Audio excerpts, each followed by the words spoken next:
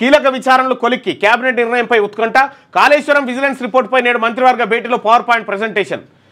power commission report phone tapping ఇతర ఎంక్వైరీలపైన చర్చించే chance ఉద్యోగుల బదిలీల గ్రీన్ సిగ్నల్ 1 లేదా 2 డిఏలపై ప్రకటన రాజీ యువ వికాసం లబ్ధిదారుల లిస్టు పైన క్లారిటీ వానాకాలం పంటల సాగు రైతు భరోసా పైన నిర్ణయాలుండే అవకాశం గత ప్రభుత్వ హయాంలో జరిగిన విద్యుత్ కొనుగోళ్ల ఒప్పందాలు కాళేశ్వరం అవకతవకలు ఫోన్ ట్యాపింగ్ ఫార్ములా ఈ రేసు జీఎస్టీ భూదాన్ భూముల దందా గొర్రెల స్కీమ్ లాంటి స్కామ్లు